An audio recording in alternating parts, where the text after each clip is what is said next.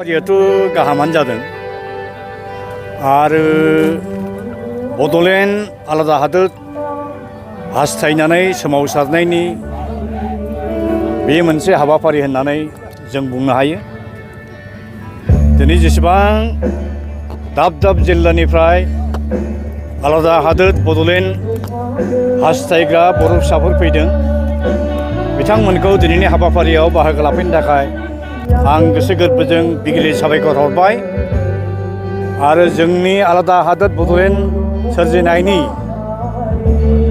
सुबुं सोमावसारनाया देग्लाय बोसोरनि थांनाय आगष्ट दाननि 8 थारिखनिफ्राय दिल्ली महानगरीयाव थानाय जन्तर मन्तराव मेगा डेमनस्ट्रेशन होनायनि गेजेरजों भारतनि आथिखालनि प्राइम मिनिस्टार, इउनियन हम मिनिस्टार आरो प्रेसिडेन्ट मोननो मेमरेन्डाम होबोखांनायनिफ्रायनो आलादा बड'लेण्ड हादोर सोरजिनायनि मास मुभमेन्टआ जागायबाय आरो बे सोमावसारनायखौ जेसेदिनहालागै भारत गभर्नमेन्टआ आलादा रायजोखौ सोरजिनानै होनाय नङा,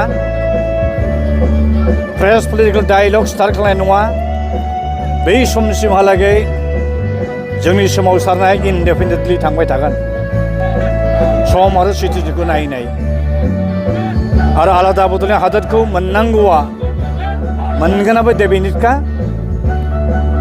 उदांस्रि भारत उदांस्रि मोननायनि उनाव गोबांसिन अनजिमानि इन्डियान प्रभिन्सेसफोरखौ हादोरफोरखौ सोरजिनाय जादों। बे हिसाबै आसामनि थागिबि the real sons and daughters of the soil of Assam बर' फिसाफ्राबो बे बड'लेण्ड हादोरखौ जेरैखिजाया मोनखागोन आरो बे हादोरखौ दाफुंनो थाखाय मोनफ्रोमबो बर' आफादफोरनि दैदेनगिरिफोरखौ दुलाराय बर' बिदा फंबायफोरखौ आं खावलायो, थैस' थांसै बे सोमावसारनायाव बयबो बारसोमनांगौ आरो जेसेबां आफादफोर दं बे बर'नि आफादफोरखौ लानानै दा बावैनो अक्ट'बर नङाब्ला नभेम्बर बा डिसेम्बर दाननि गेजेराव मोनसे कमन प्लेटफर्म दानानै बे सोमावसारनायखौ दैदेनलांनो जों जानजि खाफ्रागोन आरो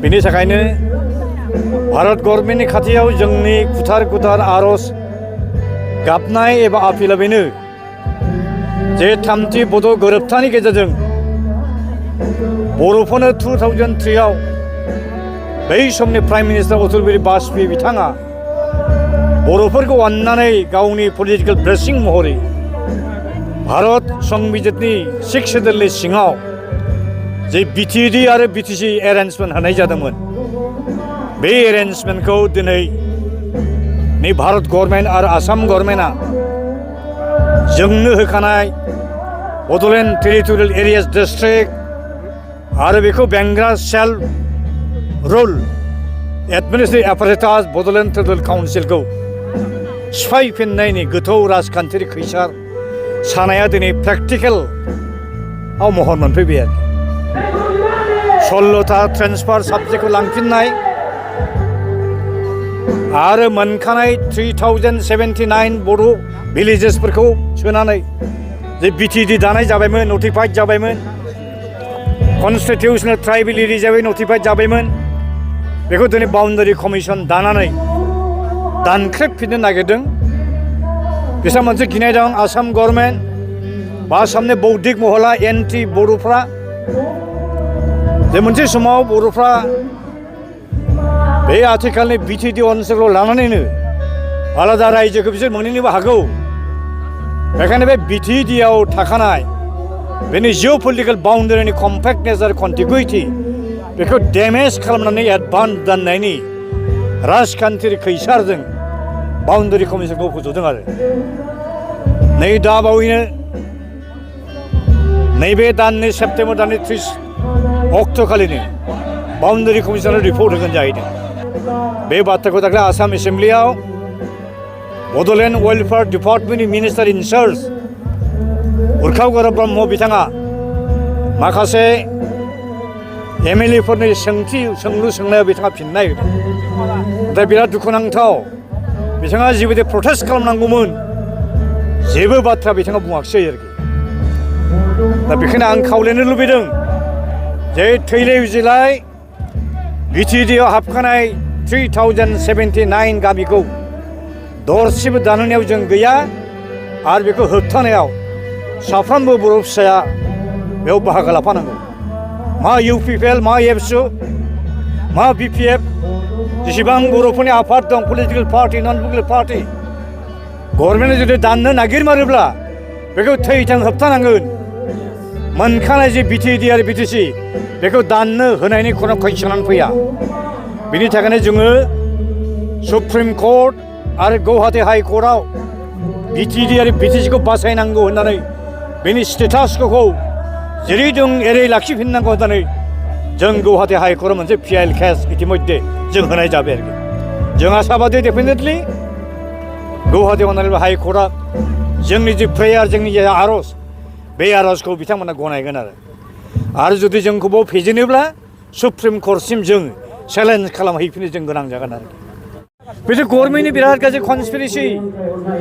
एनडिपिफोरखौ गावसिनि गोदान एकर्डनि जि एमअएस, बे एमअएसनि ड्राफ्टखौ रावनोबो दिन्थिया जासेनो गबिन्द बसुमतारीनि बादै, प्रमद बर'नि अनगायै गुबुन सिगनेटरिसा खुनु दिन सिगाङाव नुनोनो चान्सखौ मोनखायाखै।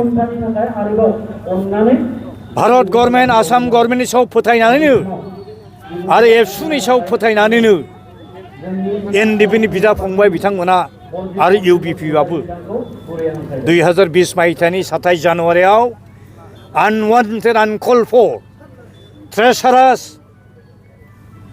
थगायग्रा ट्रेइटरास, बे थामथि गोरोन्थिखौ खालामनाय जादों। बिथांमोना आसा खालामदोंमोन हयथ' सभरेन कान्ट्रिनि थाखाय 3 जुजिबाय, सभरेन कान्ट्रिनि दाबिखौ नागारबाय, सेपारेट स्टेटआव बिथांमोना फैबायमोन जे भारत गभर्नमेन्टआ निस्सय थगाया साननानै ड्राफ्टनि कपिखौ एडभान्स नुवा हसिया बिथांमोना सहि हैनायावनो बिराद गोरोन्थि जानाय जाबाय। दिनै जुदि बे रियेलि बे थामथि बड' एकर्डआ, बिटिआर एकर्डआ जुदि रियेलि पिस एकर्डमोनब्ला, सान्थि सुक्तिमारमोनब्ला, गभर्नमेन्टआ जुदि बे रोखोम लादोंमोनब्ला दिनै सुक्तियाव सहि होनाय रन्जन दैमारि बिथांखौ सेन्ट्रेल जेलाव मानो सोनानै दोनहैबावखो? बिथांखौ जि केसफ्राव फासायदोंमोन बे केसफोरनि सायाव रन्जन दैमारि बिथांनि जेसेबां उकिल दं, एडभकेट, बिथांमोना होनांगौखिनि जुक्ति तर्कखौ होखांबाय होनदोंमोन। हियारिंनिल' बाखि दंसै होनदोंमोन। दिनैसो नोंथांमोननिफ्राय आं खोनाबाय जे रन्जन दैमारिखौ फिन आरो खेबसेबाव जेलाव सोनानै दोनहैफिनबाय। मोजां उद्देश्यजों बे गोरोबथाखौ खालामाखै गभर्नमेन्ट अफ इन्डियाया। मोजां गोसोजों जुदि सुक्ति खालामदोंमोनब्ला एनडिपि बिथांमोननो गुबुन गुबुन मिलिटान्ट ग्रुपफोरनो जेरैहाय जेनेरेल एमनेस्टि होनानै फैलाव लांदां अख्राङाव फैनायनि, अपेन स्काइआव फैनायनि जे चान्स मोननांगौमोन बे चान्सखौ मानो होनाय जायो? बिनिफ्राय बुजिनो हायो जे government of India and government of Assam themselves have betrayed the Bodos, have betrayed the leaders of the British NDP leaders. आरो बे एकर्डखौ गभर्नमेन्ट अफ इन्डिया बिट्रे खालामफिननाय जाहैबाय। माबोरै बिट्रे खालामखो? सुक्ति खालामग्रा मानसिखौ दिनै जेलाव मोनसोबाय थागोन। रन्जन दैमारिनि अनगायैबो फ्राय 100-200 जनसो केडारफोर, लिडारफोर दिनै बे गुवाहाटीनि सेन्ट्रेल जेलाव बिथांमोना सेवगासिनो दं। बिराद दुखुनांथाव बाथ्रा। आं आपिल खालामो एसे हल बर' जातिखौ, रन्जन दैमारि बिथांजों लोगोसे जेसेबां एनडिपिनि केडार, लिडार सेन्ट्रेल जेलाव सेवनानै दंबाय थायो बिथांमोनखौ थाबैनो हगारनांगौ होननानै गभर्नमेन्ट अफ इन्डियानि सायाव खाथियाव प्रेसार नारसिननांगौ। दा बेखाय जोबथानायाव आंनि खावलायनाया बेनो जे जेसेबां पलिटिकेल पार्टिस दं बर'फोरनि गेजेराव, जेसेबां आफादफोर दं, खुनु डिफारेन्सखौ लाखिया जासेनो आलादा बड'लेण्ड हादोरखौ सोरजिनायनि अनगायै बर' हारिया थांनायनि जेबो राहायानो गैलाब्ला बेखायनो बे बड'लेण्ड सुबुं सोमावसारनायाव बयबो बाहागो लानांगौ।